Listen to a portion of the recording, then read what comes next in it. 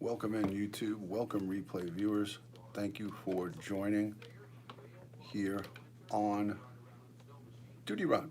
DutyRon's chat. I'm going to talk about a difficult. Really, camera? You can't cooperate with me? I'm going to talk about a difficult case that's well spoken about on YouTube and spoken all across social media. The Christopher Watts case. Hello, Joe. Cup of Joe is in the building. Cup of Joe's mama might be following shortly thereafter. You never know. Hello, Randy. Good to see you, Randy. Good morning. How's everything going over there in the Philippines? You getting ready for? You getting ready to come home? Hello, M. Bren. Good to see you. Thanks for joining. Hello, Susan. Thank you for coming in. So, did a lot of stuff today. I'm gonna wait for some people to come on in. I did a lot of good stuff today. No, she's resting. Send her my love. Send her my love. Hello, Carolyn. Good to see you. Thanks for joining, guys. Thank you for giving a thumbs up. We're almost at 1,000. We're almost at 1,000 subscribers. You're just waking up. Okay, great, Randy. I got so many replays to check up on everybody. You've been going live quite a bit. I saw you went on YouTube for 15 seconds. So that was interesting. 15 seconds on YouTube. I saw that. I saw it. So a 15-second YouTube. It shouldn't be buffering. It shouldn't be buffering. If it's buffering, it's got to be on your end.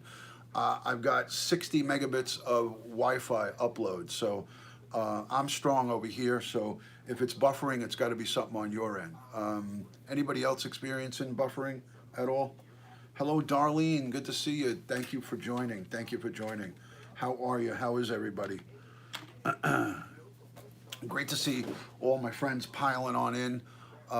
Good to have you guys. Share it out. Hello, Angela. Good to see you. Thank you for joining. So I went to my World Trade Center. I couldn't get YouTube to stay connected.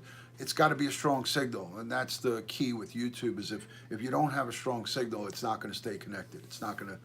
It's definitely not going to stay connected. You need more bandwidth than you do for Periscope with YouTube. So that's how it is.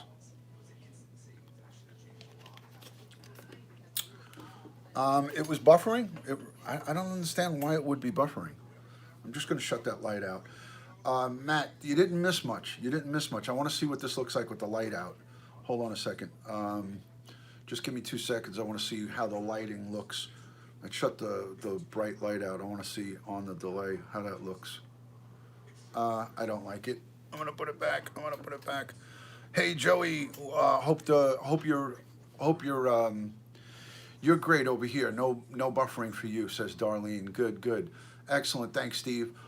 Joey, I hope your doctor's appointment went well. I'm going to wait for a couple more people to come in. So those of you who know me, I am a retired New York City police detective. I retired a short time ago, so I've been fully, well-versed in all types of criminal investigations. I never worked in the homicide, but I did get the homicide training, so I went to the same training that the homicide detectives go to that are in those classes.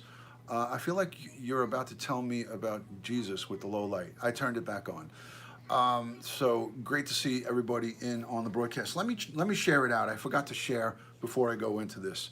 Hold on a second, guys. Let me share. Let me put it up on Twitter. Let's tweet it out. Thank you for being patient with me. I gotta do my Twitter thing. And we're not multicasting today. We're not multicasting. I'm downstairs in the basement, as you guys could see. I'm in the basement doing a little bit of laundry. I just came home from my World Trade Center health registry. I went to my World Trade Center appointment. Got a couple of negatives, but nothing major. So everything is good. You could share it to Twitter, and you could share it to the WhatsApp group that you have. But I've done that already. I've shared onto Twitter, and then I shared onto the WhatsApp group, on Randy's WhatsApp group. And I could also share onto Instagram, which I think I'm going to do that. Let's get it going. Hello, Richie with the scrub brush. I enjoyed the geisha video. Curious George, that is David Osaka. I think that's what you're referring to, the Dave in Osaka. So he does the geisha videos. That's not me. Um, Still don't like hearing a negative. Yeah, it's something that I'll talk about later on down the line. Um, Hello, Juan's World. Thank you for coming in. Thank you for coming in. So, let me just see something real quick.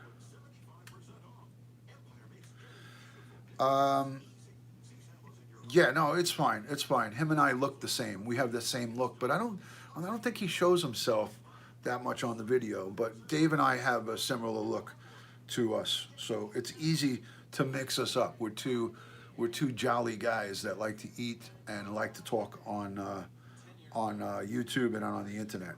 So let me share this really quick with some people. Share, that's fair. There you go. Thank you. All right, I'm going to share with Hinsdale Girl, my friend Donna. Um, just a couple of people, not a bunch.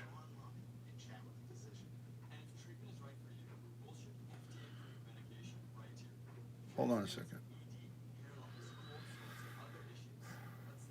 Wow. There's more here than that meets the eye. I did. I shared it on Twitter, but I'm sharing it on my Instagram. I'm sharing it on my Instagram, guys. So give me 2 seconds. Keep an eye on the comments, everybody. Keep an eye on the comments. So hope everyone's doing good today. It is Thursday here in New York City at around 20 to 4. It's around almost quarter to 4 in New York. So we're talking about the Chris Watts sentencing. I know it happened back in November, but I got this morning my very first chance to really watch and see what unfolded with the sentencing of this animal. He is an absolute animal, and for those of you who have joined who don't know about this guy Chris Watts, he is an evil person. I'm living right in Queens County, right outside of Manhattan. It's about 30 miles east of Manhattan, and so this guy is an evil animal, and he basically killed his wife who was pregnant. He smothered her, strangled her. Actually, he strangled her, smothered his 2 kids. So his wife was pregnant, 2 kids, and then how are you, Greg? And he proceeded to load them into his car in the middle of the night and dug a shallow grave and buried his wife, and then took his 2 kids and put them in an oil tank. He was in the oil industry. So this guy, Chris Watts, in my eyes, guys, you know, I speak about a lot of times FBI getting involved in investigations, and the authorities in that area, the authorities in the area in Frederick, Colorado, they weren't equipped to take on this type of investigations. I talk about this a lot on my live broadcast. People, police departments that have limited resources are not equipped to do electronic, the electronic type forensics that's needed to get evidence out of, say, cell phones, computers, laptops, any type of electronic device. Most small police departments don't have that technology available to them. They don't have the resources. It costs a lot of money. So they immediately called in the FBI, and they accepted the case. And the FBI came in, did interrogation and interview. All of the training and all the full resources of the federal government we use to prosecute and find guilt in this filthy fucking animal. Now, you know, I'm a good Catholic. I am raised as a good Catholic. I'm a police officer, detective. My Catholic religion says, you know, that thou shalt not kill. And my aunt is a Catholic nun, and she would say to me, Ron, this guy deserves to be in prison for the rest of his life, but we are not in any right to take anybody's life. My aunt, the Catholic nun, would say that. So I'm raised Catholic, and I am, you know, I go to church, not regularly, but I do go to church, and I pray, and I believe in God, and I have to say that if it was me, I would gladly volunteer to be on a firing squad, or lethal injection, or electric chair. Um, you know, I don't believe, Angela, I know what you're saying, but that to me is barbaric. I wouldn't do a public beheading. I wouldn't be a part of that, because that would make us. I don't agree with that. I'll just put it that way. I don't want to get into a conversation with that. And I know that many people are angry over this. And when I saw the full story this morning, when I read and watched video of this full story, um, uh, in my with my the full story of this, I said to myself, and I get, Angela, I get what you're saying, 100%. I mean, if it was me, and hi Sass Mary, I would like to pull his fingernails out one by one, cut his fingers off, torture him, cut his, So that being said, that's all of us in anger, because this type of crime shakes up the world. It shakes up a whole group of people with all different kinds of religious beliefs, and for me, to take two little girls, and these are your daughters, to go and put them in an oil tank, and you know, I just don't get it. But I watched the victim impact statements. They let the victim's mother and father come up and speak, which was, I mean, I can't even believe that they were able to do that. And then they let the animals father. Hi Tracy, thank you so much, guys. Make sure you subscribe and share the broadcast out. I watched. Hi Vicky, thank you so much. It was a quick case. Listen, the overwhelming amount of electronic evidence that was against him, there was no way that he could have successfully gone through a trial. It would have been a waste of time and mental anguish and torture to everybody. His confession was not coerced. His confession was out of, he was caught, and he was caught and presented with all the evidence, and everything came right back to him, from electronic evidence to forensics to everything. So his defense attorney knew it. No matter what's reported in the articles that we're all reading, I know what goes on behind the scenes, and I know what goes on in these kind of investigations and what kind of information is shared with the prosecution and the defense. So,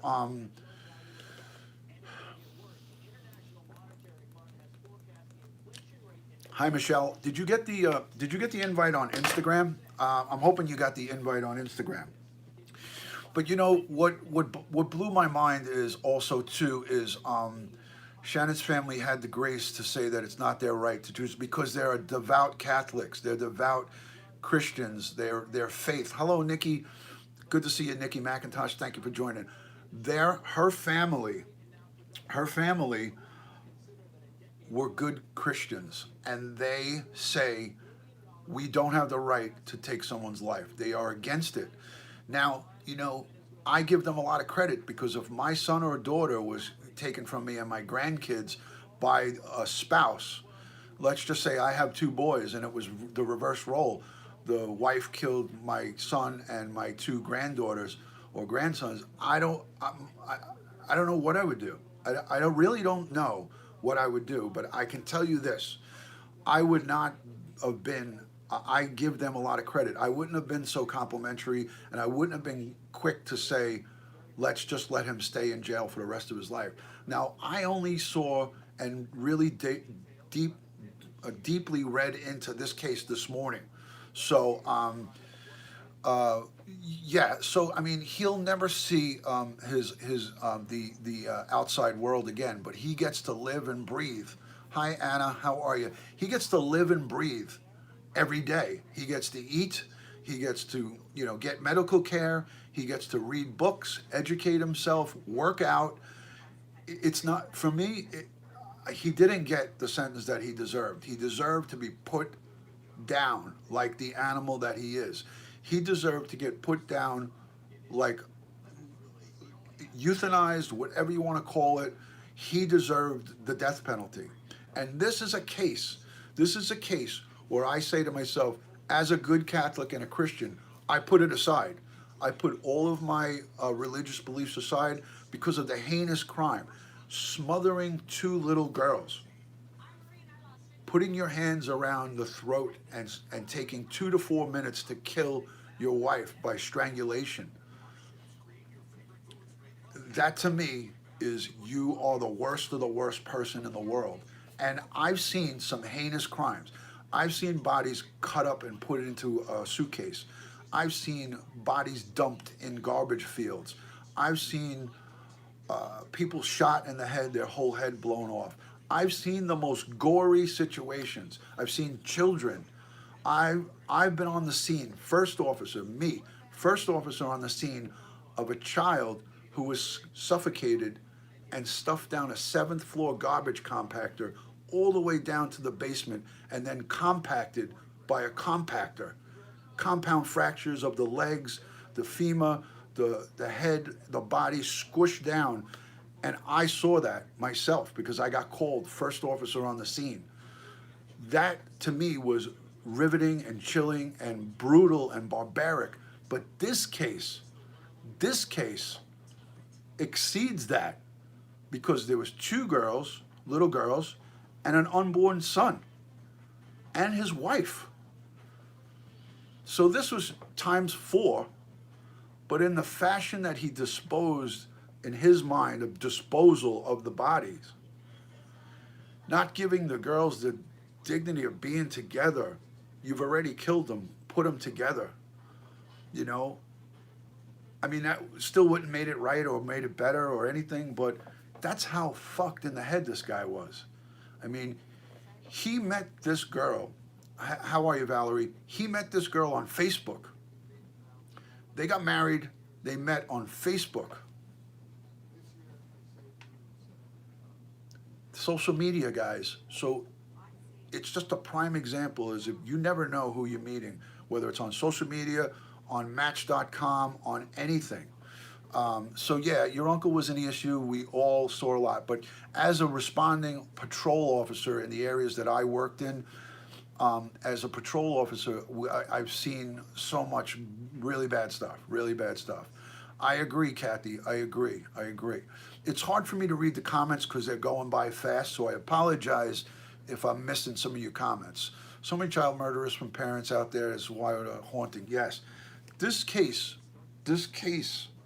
albeit it's over and done with, it really shocked me this morning. And it takes a lot to shock me. Hi, how are you? Good to see you. Thank you for joining. So everybody that's new that had subscribed to me from the True Crime channel, from just watching my previous broadcast, he was more than a devil. He was walking Satan to the 10th degree. This guy, over another girlfriend, wanting to create another life.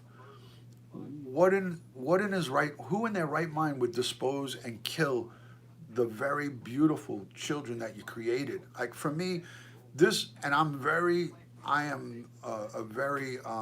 I could tolerate a lot.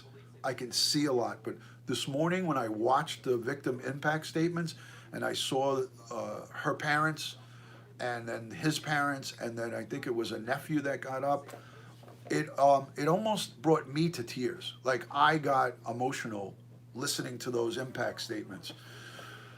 I wouldn't have been so kind and so, as a father, the death penalty was Randy, I know you spoke about this, Randy. Over in Saudi Arabia, a lot of times you guys, if there's a crime or if someone's going to get killed, the family makes the decision what the sentence is. And here, the family of the victims of the young girl, the young woman who was murdered, her mother and father decided not to seek the death penalty. They asked the prosecution not to go after the death penalty, but to put him behind bars for the rest of his life. So he's got 3 or 4 concurrent life sentences. He'll never see the life of day. But this is a Catholic. If you're a Catholic, thou shalt not kill. Thou shalt not kill is one of the 10, the commandments. Thou shalt not kill, and that's what her family requested and asked that the prosecutors do not charge him in it, and they did. They complied with it. He'll never be the best person in life. Death row. He faces now. He has long last. I'm hoping that there's some kind of jail justice, that he will have a really hard time. He'll have a really hard time. Bobby Joe, good to see you. Sorry that I keep misunderstanding. Like, I got it now, but in the last broadcast, I didn't realize it was you. That screen name is hard for me to correlate to you. So I want to apologize for one of my previous broadcasts where you were in there and I thought you were somebody else. So when the comments go fast, it's not slow like in Periscope where I can see it and scroll back. So these comments I can scroll back, but I missed it. I missed it and I saw it on the replay, so I apologize. So this Christopher Watts guy, he's a fucking animal, and I apologize for the language, but at the end of the day, guys, I really I'm trying to get. Okay, I don't want that. Let's leave it at that. So sorry guys, you're okay. I was just saying hi to Randy. It's okay. So what bothers me is Watts miss soul for the rest of his life.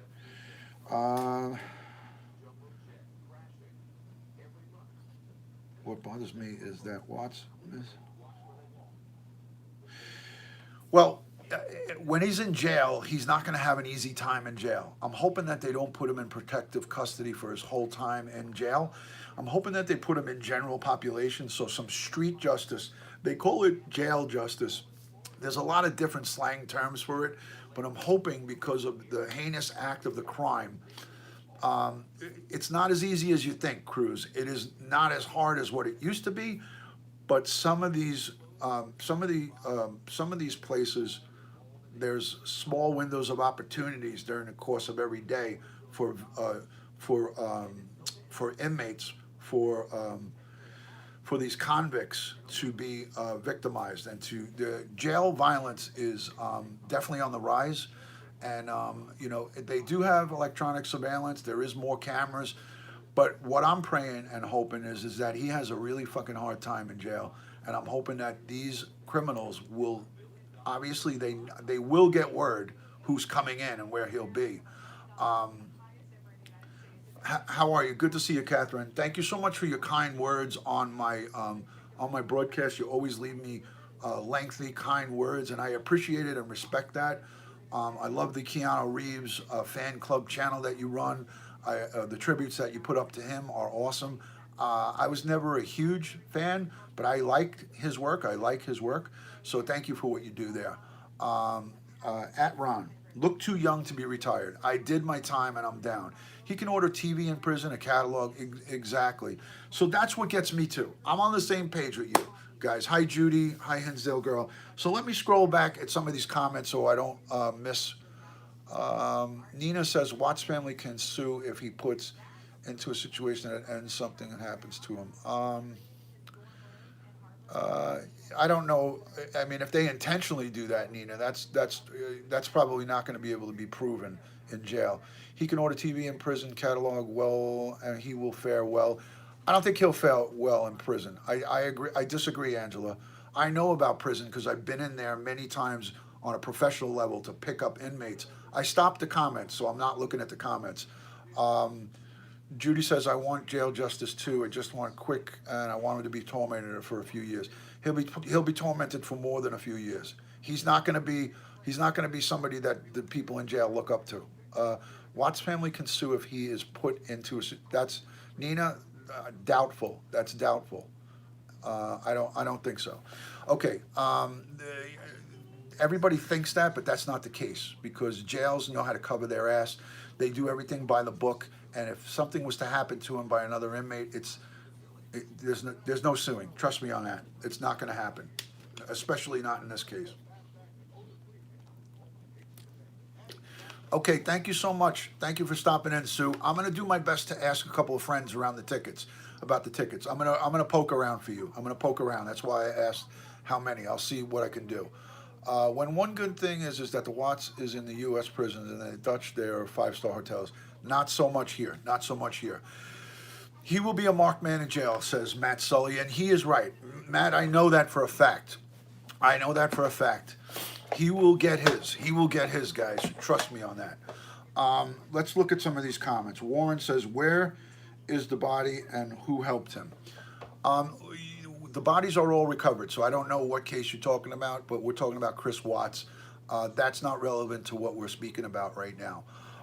So anyways, so thank you. I'm not ending the broadcast, but I want to thank you guys for the positive interaction in regards to this situation. What I'm saying as a professional law enforcement officer is I feel, I think he will do well because he's used to following orders.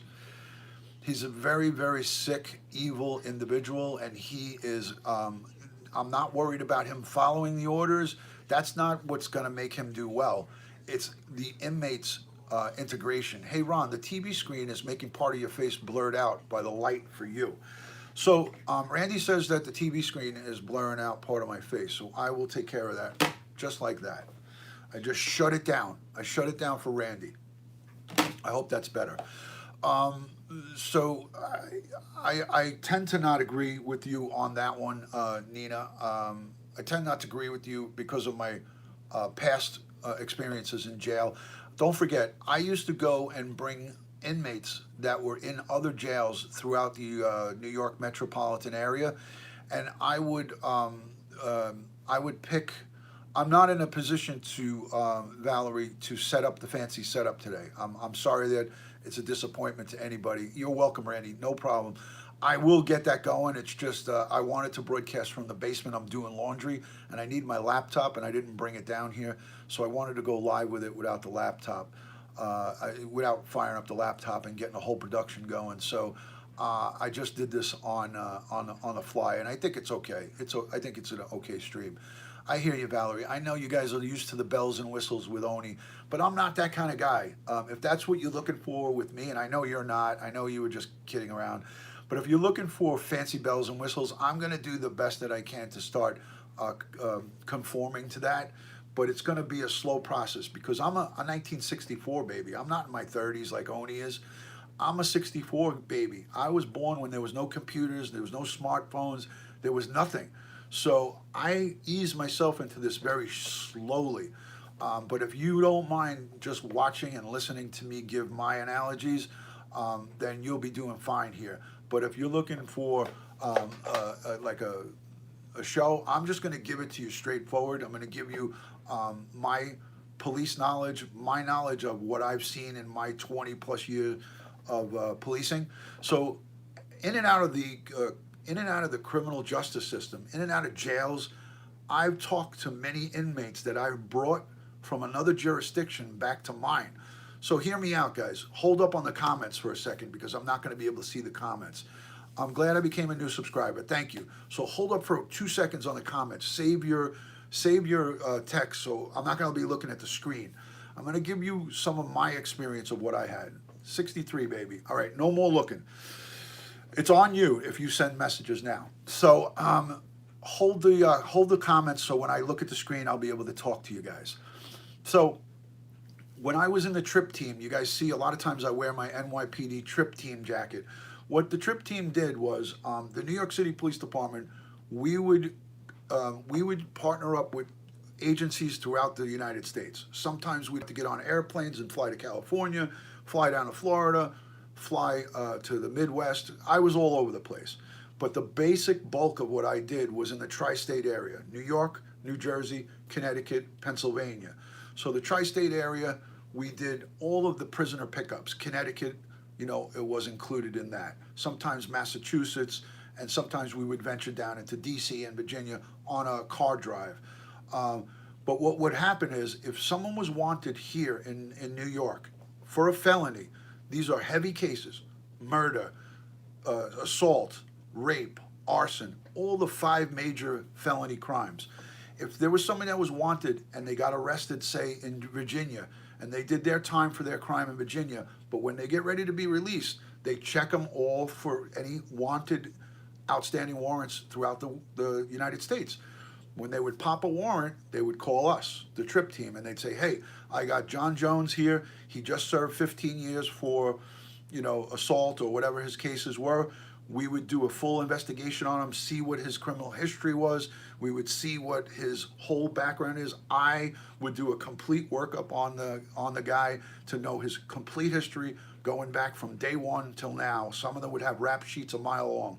But we would go and pick those people up after serving 10, 15-year prison sentences, put them in a car, a rental vehicle, but the rental we kept. We had that rental vehicle. It had chains on the floor for the legs, travel belt to go around, because when you're traveling for many hours, it's inhumane to put the hands behind their back. So it was a travel belt like Hannibal Lecter, and also restraining devices, keeping them buckled in, seatbelt restraining, but a special kind. They weren't the regular come over. They were kind of over the front, like a jumpsuit, kind of like when you're in a dune buggy. So these people were on lockdown, and we would go 3 guys to a team. What I'm trying to say is those inmates, those convicts, would have conversations with us as detectives. We would try to be friendly with them. The 3 of us there would be one guy that would be designated talker. There would be the other guys that would be watching. The second guy would be watching him, and then the driver would concentrate on the driving. But we had a full monitor system, one of the big long rear view mirrors, so you could see back behind us. We had a camera set up in the back, video camera, so they can't say that we, did anything sexually if it was a female, did anything to beat them. So it was all video cammed on the back prisoner. The whole inside of the car was video wired up.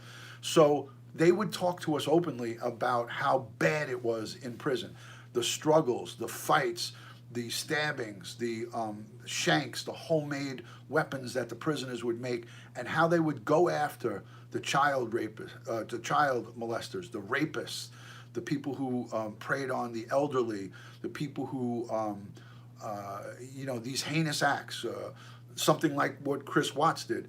Those are the words, and that was not just by one inmate. This was the echoing sentiment of all prisoners, that prison justice does exist amongst themselves. Convicts don't like rapists, child murderers, child abusers. They don't like that shit because they are human beings that have fucked up in the past. So I heard these conversations myself. So I'm giving this to you. Chris Watts will not have an easy time in prison. Trust me on that. Trust me, he's not gonna, you will hear about some of the shit that he has happened to him in the years to come. And I hope it's a lot. I hope it's a lot, and I hope it's enough where someone gets a hold of him and God forgive me, kills this guy. Because I wouldn't fucking lose 1 ounce of sleep over that. I wouldn't lose 1 ounce of sleep over getting a phone call, hey, we found Chris Watts stabbed to death in his cell. I would be happy. I would say thank you to for the family, and thank you for taking care of this animal. So if you want to go with the comments, I'll start looking at the comments again. So that's where I don't just talk shit. I'm talking to you about experience that I've had with real conversations with real convicts that have done major time. So if anybody wants to type out some comments now, I'm looking at the screen. Yes, Greg, just the facts. No fancy dancy stuff here. Exactly. He will suffer. I understand, says Flamingo Mary. Thank you. How are you, Mary London? Good to see you. Good to see you. Thank you for joining. I hope this broadcast is much better for you without the wind noise and all the stuff that was going on. Ron, he will be on his own pod. I'm not sure. They won't keep him in that pod forever. Trust me. That will maybe last for a short period of time. They don't do that for 4 life sentences, Bella. It won't happen. There's going to be small windows of opportunity that he can get hurt. Trust me.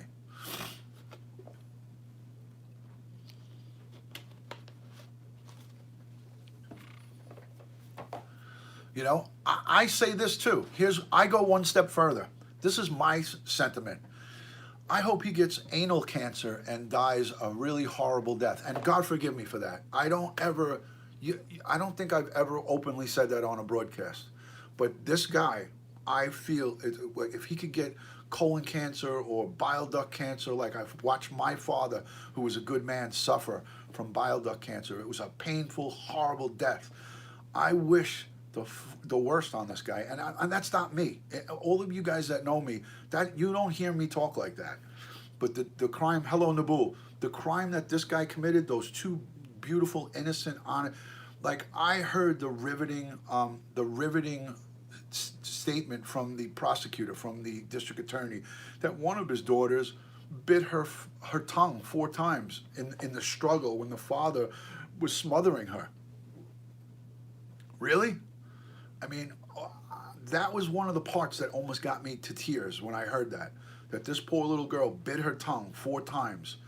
You know, I hope this guy gets fucking brain cancer or some type of some kind of cancer that really kills him. You know. But no matter what, Mary, when you have cancer, my father died in 3 months. He was the most wonderful person that I knew ever in my life. My father was a good man, and he got sick. He started urinating Coca-Cola color one day in August, and he was gone by November. I watched my dad wither away to nothing, and he got the best treatment at Sloan Kettering. Sloan Kettering is the premier cancer hospital in New York City and Manhattan. My father went to the best place, and there was nothing they could do for him. Look at the Apple guy. The Apple guy. He got cancer, and he had billions of dollars. He couldn't buy his way out of it or get medical treatment. So for me, this would be the quickest thing for this guy to get cancer. You know. Exactly, something long and painful, or even quick and very painful, because my father suffered for out of those 3 months, 2 out of the 3 months was nothing but suffering. Hi, Chris, how are you? Good to see you. Extra flu shots. There you go. So, guys, I speak openly. I speak freely about this stuff. Steve Jobs. I couldn't think of his name. Because I'm so deep in this conversation.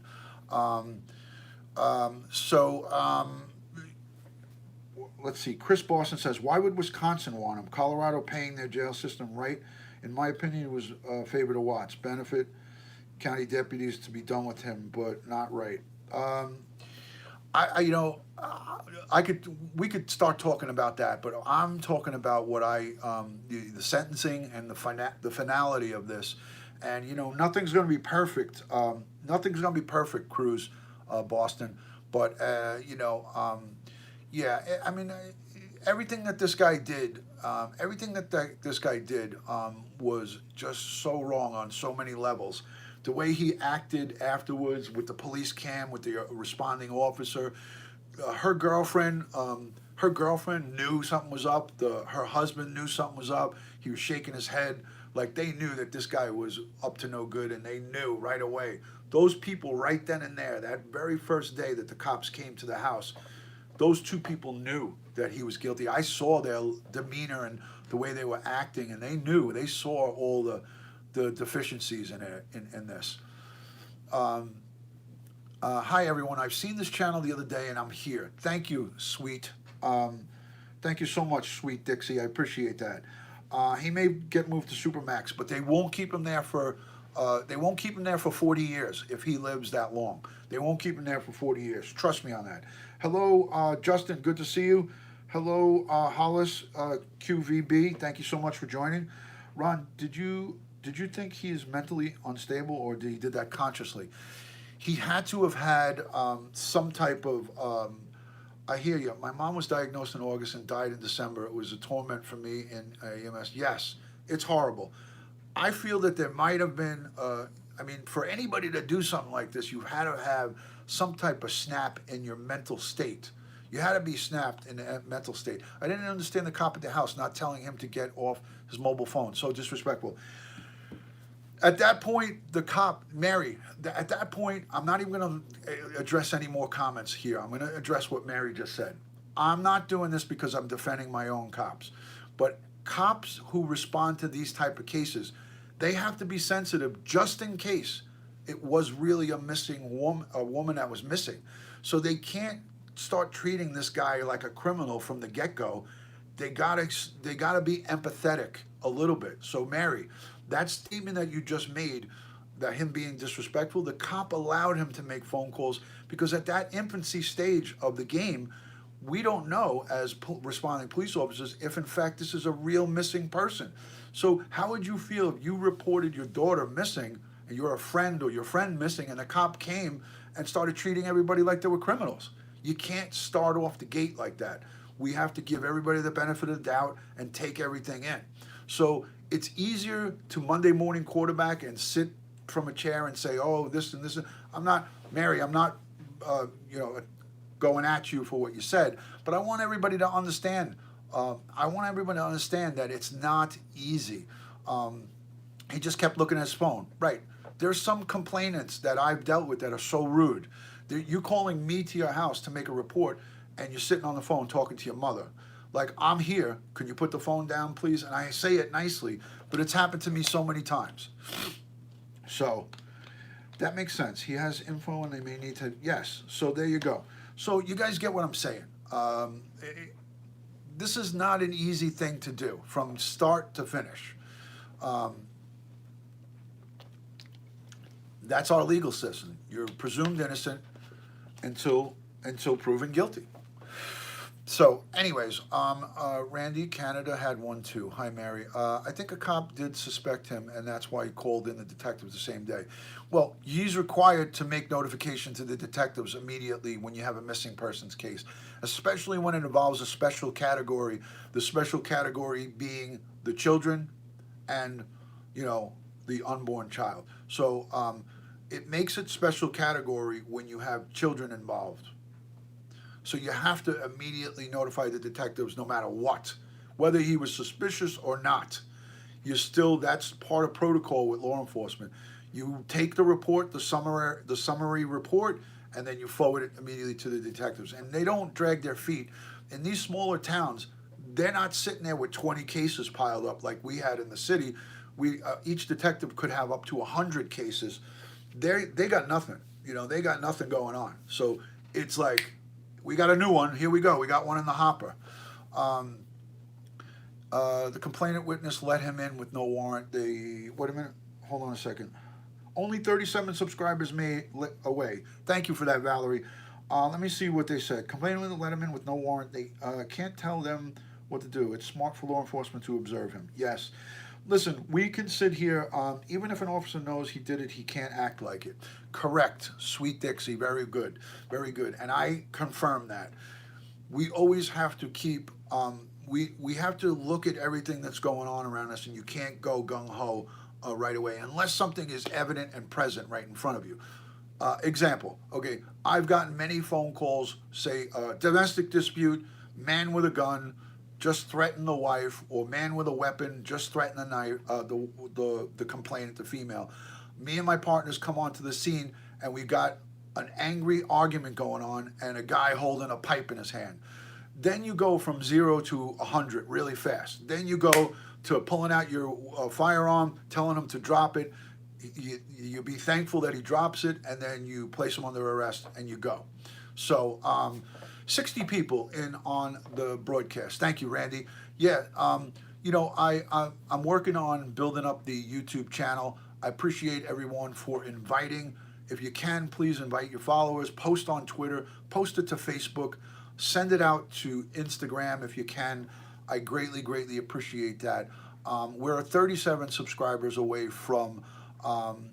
his neighbor was definitely on the ball. He had the Ring video doorbell. I am a proponent of that Ring video doorbell. I have 7 cameras on the outside of my house, 7 IP cameras, high def. They're 3.2 megapixels. They're kind of old, but they're 3.2 megapixels, really good cameras. And then I have Ring video doorbells to supplement. I have one on my front, one on my side, and I have a floodlight camera in my backyard, Ring video doorbell, 1080p high def, floodlight on the opposite side, floodlight on this side. So I have floodlight and two-way audio, two-way video, Ring video doorbells. As a police officer, I recommend Ring video doorbells over VinVid 100 times over. You're doing great on YouTube. Congratulations. Thank you, Randy. I appreciate that. So I totally, wholeheartedly recommend Ring video doorbells. Why do they give concurrent life sentences and pleas instead of the death penalty? There was the death penalty in that state. The victim's parents asked not to charge the death penalty. Okay, Matt, hurry up back. The victim's family asked not to charge a death penalty because they're Catholic religion, and they asked for the concurrent life sentences is just like a death penalty.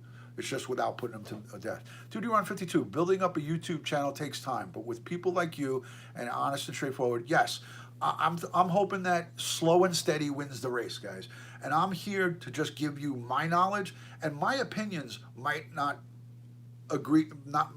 You might not agree with some of my opinions, but the information and knowledge is what I have from my police career. So if you're into crime and getting facts about investigations, getting my analogy, my overlook on things, if that's the kind of thing that you're into, then you'll get some good stuff out of my channel, because that's what I'm going to do. I'm going to start breaking down some current cases that are going on in New York City, in my surrounding area, because I can relate to the laws of my state. You know, if you talk to me about what the laws are in Colorado or in California or in Tennessee's down here, in Tennessee or Florida, I'm not as well versed as the Northeast. So I know New York, New Jersey, Connecticut, Pennsylvania, Boston, the tri-state, even going parts down into DC. I'm very well versed in Maryland and all of that area. But when it starts going into the Midwest, the laws vary a little bit, not a lot, but they have some certain elements that you need. Chicago too, your opinion if you can. Letisa, Chicago, I've never been. I've only heard what you've heard, or if you live there, or, you know, for me, I feel, you know, Chicago has its problems. It's a fact. It's a fact.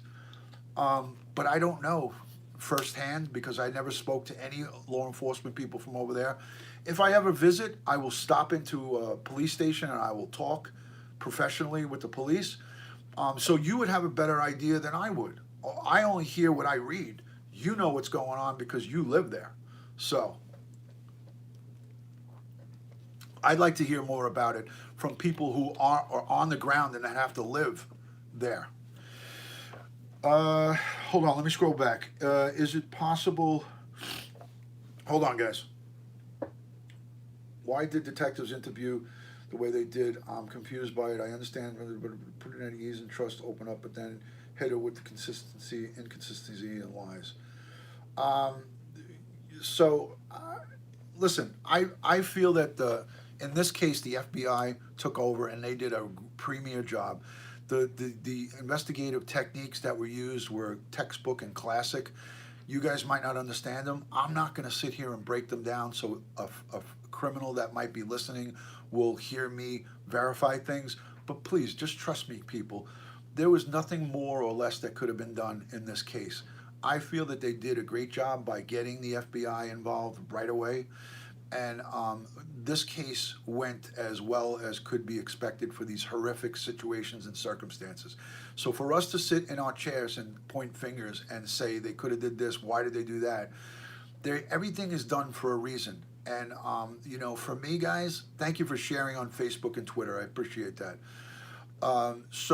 You would make a great politician. I'm from New York State. You would have my vote. Thank you so Thank you so much for that. That's kind. That's kind of you. You're being kind. Did I offer to pay you for that statement, Valerie? Was there any money exchange for that statement? Why do you think he pleaded guilty? Because he is guilty, Terry. Because he is guilty. Listen, like I said, I took interview and interrogation courses through the New York City Police Department. I have a certification from the Secret Service on dignitary protection. I got certification on interview and interrogation techniques. And this guy exhibited all the classic behavior of a narcissistic sick, you know, psychotic. He has major problems. He has major problems because anybody with a sound mind would not say, "I want to start a new life, and I'm going to kill my wife, my unborn child, and my two beautiful daughters." Nobody in their right mind thinks that way. Somebody in their right mind says, "Honey, I want a divorce. I want a divorce, and I want to move on with my life. I'm not happy here." That's what normal people do. People get divorced all the time. Divorces are on the rise. Men and women cheat on each other. There's all kinds of infidelities that go on in marriages, and people get divorced. But they don't fucking kill each other. And they don't brutally kill their daughters and their unborn son, you know? Not only body language gave him away, that was the first thing, but his words gave him up. His words. So, hi, Meg. I see you had you on the phone the other night and I was live. Good to do the face and the voice. Thank you so much, Meg. Thank you so much for the kind words. I appreciate that. All of the forensics evidence. Hey, DutyRon, how are you? Whirlwind Tailspin, good to see you.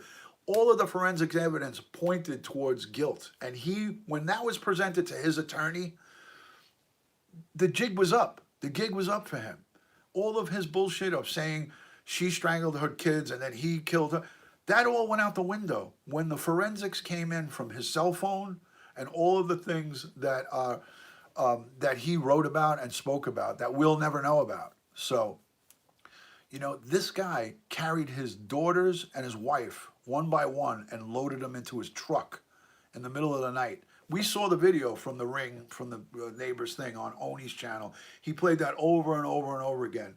But that was part of the evidence that really put the icing on the cake, because you could see what he was doing, you know?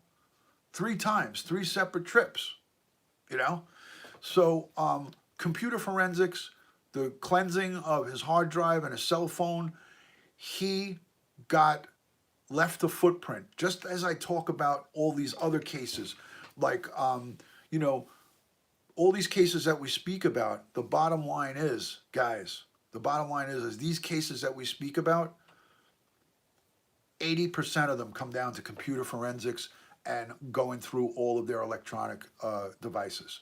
We're in an electronic age. We can't stay without going on our cell phones and sending text messages and going on the internet for 20 minutes at a time. It's hard to put a phone down for some people for 20 minutes. His mind wasn't here in this world. He was possessed by the devil. I don't know what happened. We'll never know what happened. But the fact of the matter is he did those heinous acts. I hate the fact that our justice system allowed him to skate with the consecutive life sentences. I would have liked to have seen this guy fry an electric chair. I would have sat in the audience and I would have clapped. I would have clapped. I would have did this all day, every day. And if they asked me to push the button, I would have done it with not even any hesitation. So I'm sorry I missed some of the comments. But if you guys want to go and Google the case and you don't know what I'm talking about and you didn't see this Chris Watts case, just Google the name Chris Watts, Colorado, murdered wife and children, or just Google his name. Sir, I'm 55 and I've never come across anyone like this and won't again. Are you talking about Chris Watts? I hope that you're talking about him and not me. A requirement of him avoiding the death penalty should have been for him to stand up in court and explain truthfully. That would be agony for everyone involved. So the court is not there to create extra anguish. The court was trying to be graceful, and I think the judge handled the courtroom very well. Everybody was instructed the proper way. I've been in many courtrooms where verdicts are heard. I watched it today for the first time, the courtroom. He was very specific. He took control. Nobody looked at anybody, no outbursts. I was amazed that her father, the victim's father, the grandparents, that none of them had an outburst. I mean, it's a testament to what kind of people they are. Because I know in some other cases, people wouldn't have been so apt to keep their mouths shut. Like somebody would have had to turn around and pointed and screamed or had an outburst. But that didn't happen. And I was very impressed with that, you know, and it took a lot of restraint to do that. The judge despised, everybody despised this person. Everybody despised this person.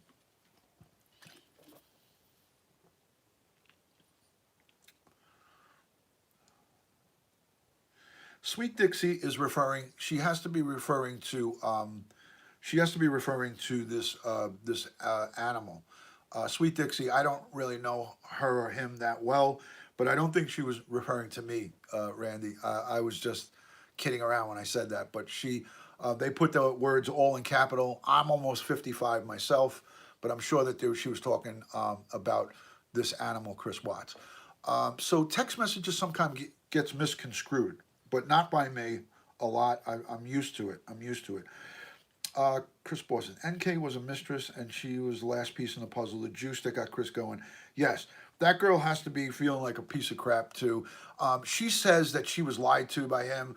I read a small blurb about his mistress or girlfriend. She said that he said he was divorced or separated, but he always wore his wedding band. So if you're a woman and you go out on a date with me, and I say I'm separated from my wife and I'm wearing this, I don't think that's. I think you'd have to be silly to accept that. I'm not. I'm not going to Monday morning quarterback this woman because I don't know anything about her. But it's irrelevant at this point. I don't think she enticed him or encouraged him to do this. So we can't point fingers. We can't put ourselves in her shoes. I wouldn't want to be in her shoes, but shame on her for having an affair with the married man. Whether she knew it or not, she should have gotten some womanly, what do they call that? Women's intuition or woman's instinct. I don't know. I don't know, but I don't care. Like for me, see, I have a different outlook as a law enforcement professional. What I care about is the facts and the case. I don't give a shit about her and what he did and what she did with her, because that's a whole nother disgusting part. But that's infidelity, and infidelity goes on all the time. I say fuck that, because who cares about what she did and what he did? I think that if it wasn't her, it would have been somebody else. If it wasn't her, he would have hooked up with somebody else on Facebook and all these. That's why I feel, and see, this is where people may differ with me. I feel that social media is evil. Okay, Facebook, Twitter, Instagram, Snapchat, it's all it's all, if you're not of a strong solid mind and you're married or committed to somebody, there's so many there's so many people out there trying to fish for either married men, married women, or just relationships. My wife and I speak about this all the time. If I didn't have a business or have this social media, live streaming, I would probably not be as active as I am on Twitter and Facebook and Instagram. But I stay active on it because of this little hobby that I have. And I feel that it's important to get out the message that I'm getting out. And I tell everybody, if you're on here to hang out or hook up with me, I'm not the most good-looking guy. I'm a married man of almost 28 years. But I say this statement all the time to all the ladies and all my friends, because I have a lot of lady friends who confide in me and talk to me and ask me professional stuff about about the laws and about what rights are and stuff like that. So I have a lot of that communication. But if it ever goes south of there, I always put this statement out. I'm not on here to meet with somebody or hook up with somebody. I don't. I'm happily married. I love my wife. I love my family. I would never do anything to harm them. So I'm here to put Naboul in a headlock when he comes from France and give him a noogie. When he comes to New York next month, Naboul, he's from France. He's my friend from Facebook. I'm going to put him in a headlock and I'm going to give him a noogie, a New York noogie. So that's what I'm saying. Social media is evil. Okay, he met his wife on Facebook. I'm only kidding, Naboul. I'm going to give you a nice big bear hug, and I'm not going to let you go. He met her on Facebook, and now he hooked up with this girl through social media or however he hooked up with her. So that's the fact. It is social media can be good, and it could be very evil. And here's a prime example of how evil social media can be. You have 4 innocent people, 1 unborn child, a grown woman, and her 2 little beautiful children dead, brutally, savagely murdered by the very person that should have been. These poor girls they were loving and trusting of their father, and they were snuffed out. Their lives they smothered them. He smothered his little girls. He put his hands around his wife's on the right side and choked her out. It took about 4 minutes for her to die. Do you know what kind of horrifying thing that is to not be able to breathe at the hands of the person that you love? I mean, that's the most fucking evil thing that somebody could do. In my eyes, I would inject him with the lethal injection and look him right in the eyes and tell him, go to fucking hell. Now, you don't hear me say that often. You probably will never hear me even say that again. But if a case like this comes up, I will say it again. And I'm not saying that to be a tough guy or a mean person, but I say, hello, Dr. Picano, welcome in, welcome in. I'm not saying that to be a mean or tough person or to get people to hate me or whatever. That's how I feel. That's my opinion. And in the beginning of this broadcast, I said, you may not agree with some of my opinions, but I will give you my 1,000% law enforcement knowledge, and that will be straightforward. What you're hearing from me now is me as a person, as me as Ron, as DutyRon, that I would fucking give that guy I would pull down the lever and look him straight in the face and tell him, go to fucking hell. I would inject him or put him on a fire line, and I wouldn't even lose an ounce of sleep about it. I wouldn't lose an ounce of sleep about it because I would be thinking about justice for those poor little girls and that woman and all the family involved. Think about the family involved. Think about it. Think about the nieces, the nephews, the mother, the father. It's just crazy, man. It's crazy. Ripper from to get a message. What? To get message addressed off of mobile phones. Took a while, but they got him. Yes, it's called computer forensics. They sweep the phone, they go through everything on the phone, and they get it. How long did it take for the babies to die? Probably 3 to 4 minutes, maybe less, because a woman, a fully grown, an adult, has full lung capacity. So it takes longer it took longer for his wife to be to succumb than it would for the kids. So I would say 1 to 2 minutes at the most, and maybe even sooner because they were so little. And the one girl, the youngest, bit her tongue 4 times straight through, bit straight down through her tongue, 4 separate times during the smothering. So to hear those kind of words, it brought me almost to tears this morning. I got to tell you, So God rest their souls, those poor people. And for me, people, it was Bella, right? So I don't even like mentioning names. See, Angela, I'm so much about privacy that I don't loosely just mention names because it's not a matter of respect. It's just the way I am. I don't like to start throwing out names of people who have been brutally murdered. So I just refer to the girls, and that's just my way of respecting. But these poor girls, the agonizing way to go at the hands of the very person, their daddy, that they loved and it was there to protect them. And it looked like they had a very nice home. It looked like they had a very nice life going on. Thank you, Kathy. I appreciate that. Thank you. And everybody who makes the nice comments, I really do appreciate them. And I'm always open to any type of criticism, but I won't accept bashing between each other. So I really appreciate the tone and the way things are going in this broadcast. If you need to speak to me privately, DMs are wide open. Don't put a comment of something that you want to speak to me privately about because I won't engage it in the comments section. But if you want to follow me on Twitter and Instagram, it's DutyRon. You can go and follow me on those 2 social media platforms or Facebook. It's DutyRon on Facebook. But don't send me messages of anything of a personal nature on a comment section. I won't engage it. I might even just delete it. So if you want to communicate with me, you can definitely communicate with me straight up. Yeah, the home went up for auction recently, and they need to demolish it. To be honest, I feel possibly strongly about that. No death penalty in Chile either. Maximum sentence is 40 years. He got 4 concurrent life sentences. This guy's never going to see the light of day, but I'm hoping that, like we spoke about before, jail justice, I hope it will catch up to him. They can't put him in protective custody for the whole remaining part of his stay there. That I know for a fact. They can't do it.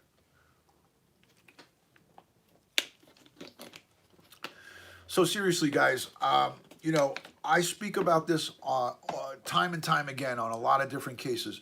When it's a high-profile case, guys, same thing in France. Same thing in France, guys. If you're not following Naboul and George Picano, Randy Horton, all the great ones, Joey 67, please follow my friends on here, Naboul, Randy Horton, Dr. Picano, and Joey 67. And I'm going to put up, let me see if I can get this. Hold on a second, guys. I'm going to put up a link in the chat. If someone could put up my link to follow, to subscribe, I'd appreciate that. But I'm going to go find it right now and put it up. So give me 2 seconds here, guys. Give me a second or two.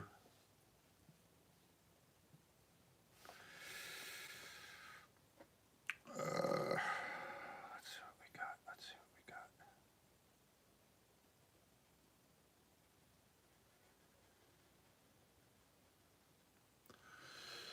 You're welcome. You're welcome. There's Joey. There's Dr. Picano. Those are all great friends of mine. Joey from Brooklyn, New York. He has some great insight on his YouTube channel. He's going to be banging out YouTubes. I hope to have him on a dual broadcast with me one day to speak about Italian Americans and our heritage from deep, rich history from Little Italy and downtown and Brooklyn and all of the great stuff. So thank you so much. There you go. There's a link, guys, if you want to support my channel. It's a Streamlabs link. It links you over to PayPal if you ever wanted to give Super Chat or Super Chat. They take 30-40%. If you want to send a PayPal over to that Streamlabs link, that's a private link of mine through Streamlabs for continuing to grow this channel and bring good content to you guys. I like to do it as a hobby, but I also like to do it to be able to give back. And I do give back all of my donations. I don't keep it because financially I don't need it, but I do take my Super Heart money from Periscope and pay it forward. One of our Periscope broadcasters passed away, was fighting multiple myeloma. That's a bone cancer. It's partial blood cancer, and he succumbed to it. And I was through the donations that I received, send $1,200 of money to his daughter and to him while he was alive. So I made a $1,200 donation of my Super Heart money to Steve from Florida. I've done broadcasts here on YouTube about him. He died on December 27th of 2018, and he was fighting multiple myeloma, blood cancer, and was in the hospital for 60 days. So have you seen his mother's TV interview? She makes me so angry. Crystal, I haven't seen it. If you could send me the link to that, or I'll just Google it. So that's what I'm saying. The donations, the PayPals, I wouldn't benefit from it because I would just in turn donate it to a cause of my choice or to somebody in need that I know on YouTube or Periscope. So any of the donations probably on YouTube that I get will go to YouTubers that are in need of financial assistance. So that's how I'm going to operate my channel going forward.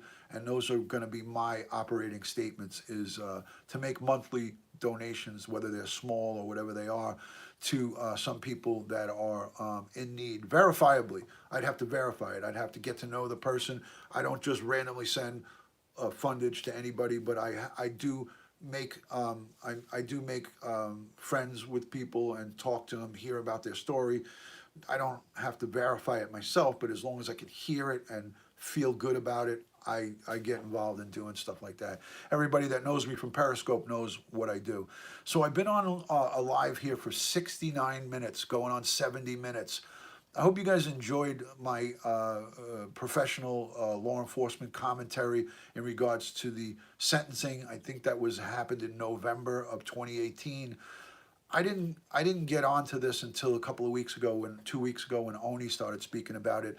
So I really didn't know much about this case, but it intrigued me. It intrigued me, and I felt really involved. So I wanted to go and do some research. And this morning I had some free time. I got up really early this morning and I checked it out. So guys, if you're not following my YouTube, it's DutyRon 52. I am probably around 30-something names, 30-something subscribers away from being monetized with the 1,000 subscribers. I did that in a very short period of time. I've only been broadcasting for 1 month on YouTube. So it's a testament to all of you guys on Oni's channel, because I think around three quarters, well, not three quarters, about half of my subs, half of my subscribers did come from true crime and gossip. And I know why you guys subbed is because of the police expertise that I have. So I appreciate it. Use me for knowledge. Use me for any of your questions. But all I ask is that the respect that I give you, just mutual respect is what I ask for. If you don't agree with something that I'm telling you and it's law and it's fact, I'm not going to argue with you over it. I'm just going to give you the answers and then we're going to move on. If you donate $50 by PayPal, they take about $4. If you do it through friends and family, they don't take anything.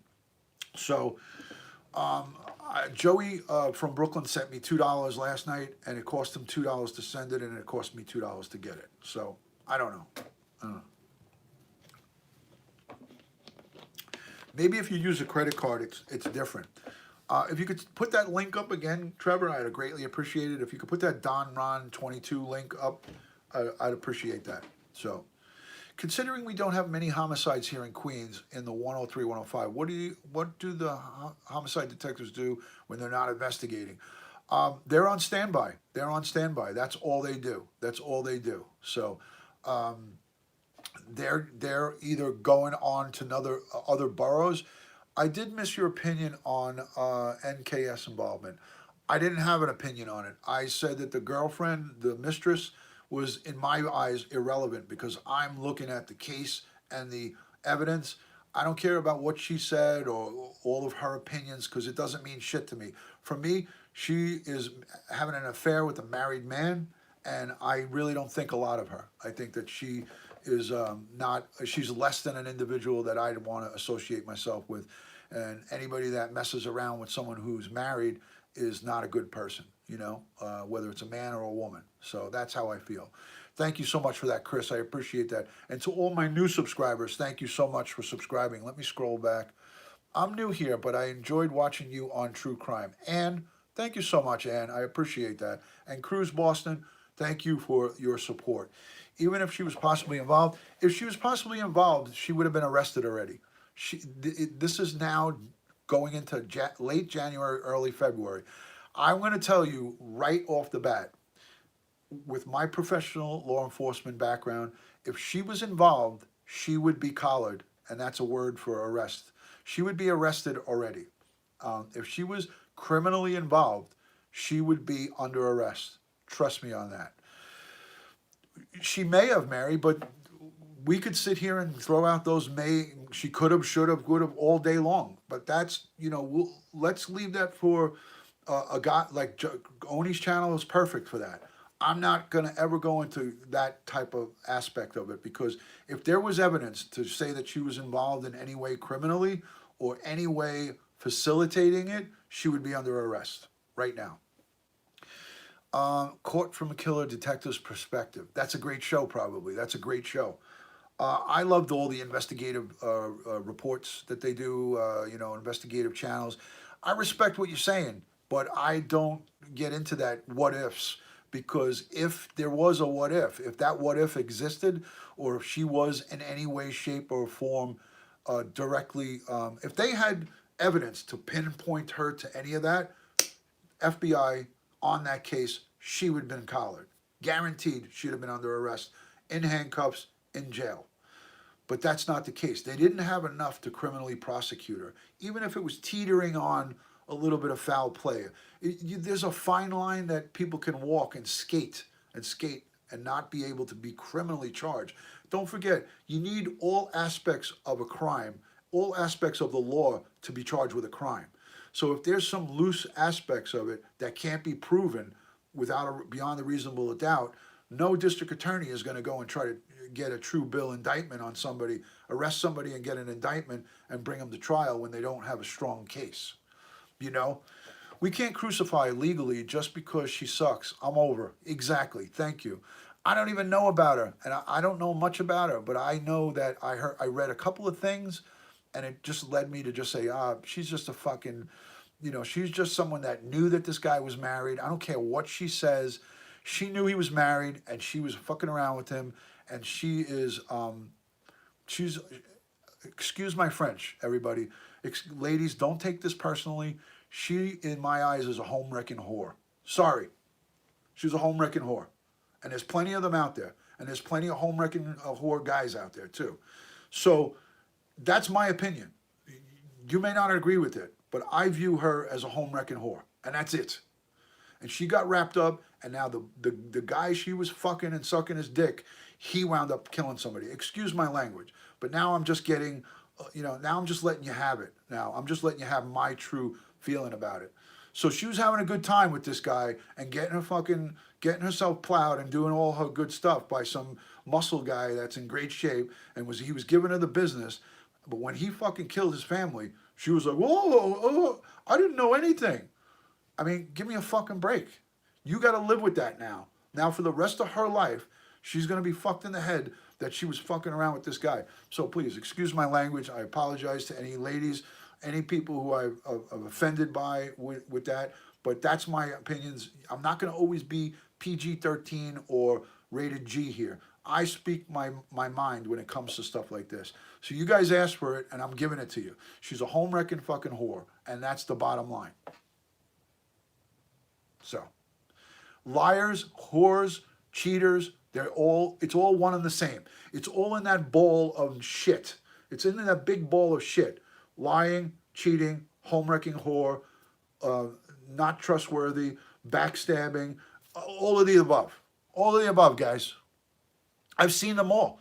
Don't you think I've had domestic violence cases that's gone wrong where the guy winds up killing or stabbing his wife, killing her, and then a whole host of shit comes out. All of a sudden, all the baby mamas and all the women that this guy was fucking around on the side with, all of a sudden they show up. They show up out of the woodwork. It's crazy, man. It's crazy. So, yeah. It's the true fact. I'm not sitting here sugarcoating anything. I'm going to give you my honest opinion. And you know what? That's my opinion on it. That's my opinion, Marianne. I just don't want to offend people. Some people get offended by words. I would never speak like that to anybody that didn't deserve it.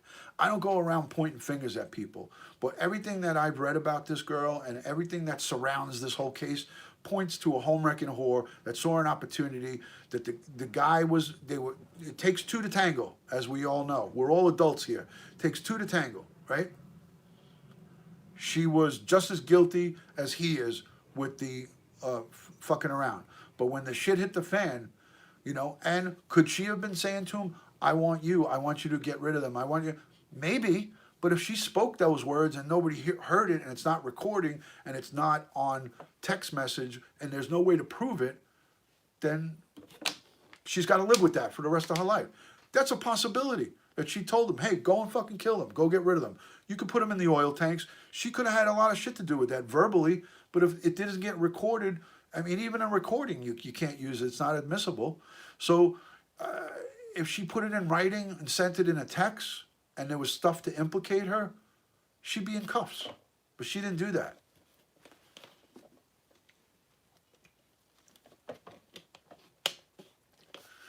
So anyways, I think we're almost 78 minutes here. 70, I don't want to beat a dead horse. I don't want to bore you guys. Part of what I want to do is give you a fresh perspective from somebody from the law enforcement community. I could speak freely because I'm retired now, but I won't give up tactics. I won't give up strong, hard ways that we catch criminals. I won't give up methods that we use. Notice I didn't talk about the interrogation. I only spoke about it in a roundabout way because I'm not going to go into the inner workings of how we do these things. But however it's done and what you're able to see isn't the full investigation. It's not the full interrogation. There's a lot more that goes into these hour-long things. Some of them go 10 hours, 12 hours. There's a lot of moving parts to an investigation. Thank you, Linda, and I appreciate and respect you tremendously. So I thank you, and I'm really thankful for your friendship. I always talk about this, and I'll continue to talk about it. The good people like you, Joey67, Trevor, Marianne, all the people that I'm now getting to know from the true crime and gossip, um, from inside and outside of the United States, is really awesome. So this girl, like I said, is going to have to live with this for the rest of their lives. The rest of her life, she's going to have to live with the decisions and the things that she conjured up with this guy. Whether she did that or not, we don't know. It's all speculation. But I say at the end of the day, stop the conversation about shoulda, coulda, woulda, because if she would have been arrested, DutyRon, there you go. If she would have committed anything that was arrestable where they could prosecute her and get a conviction, she would have been locked up already. That's a guarantee, guys. She would have been locked up already. So I had this TV on before, but Randy said that the TV was given too much, um, not light off. The light was kind of. It's okay. It's okay. Thank you, Marianne. I appreciate your correction. I knew what you meant. I said DutyRon. So yes, guys, if you haven't subscribed to my channel, if someone could put it up, subscribe to my channel here at DutyRon52. Follow me on Twitter and Instagram, and I do have a Periscope account. If you're interested, I have. It was whitewash in the face, so that was good advice Randy gave me. I appreciate that. See, I can't see. I mean, it looks like I'm whitewashed on my head too from the overhead lights and this light right here. So police have a hard job sometimes getting a conviction. It's not the police, Mary London. It's the prosecutor. The police don't get any convictions. They just present the evidence, and then the district attorney, at least here in the United States, the police have nothing to do with prosecuting and pressing the charges. It's all the district attorney. It's all the prosecutor that does that. They use evidence that the police collect, but the police don't have anything to do with those convictions. It's the attorneys, the legal team from the district attorney's office, the lead district attorney, and the prosecutors are the ones that do it. Ron, the male detective was great when he said there are two Chris to Chris genius police work. There you go. Yeah, I mean, I didn't listen to all of the interviews, guys. Some interviews go past 10 hours. Some interviews go past 10 hours. You will share. Love the insight. Thank you. I appreciate that, guys. Thank you, Marianne. Guys, you're going to get true, valid information. It is. It is. I agree, Felicity. You're going to get true, valuable information, true knowledge of the legal system, because our legal system is the same throughout the United States. So I've been on many criminal cases. I've been on many drug cases, homicides, assaults, burglaries, robberies, sexual assaults. I've been on many trials where I was cross-examined by the defense and by the prosecution.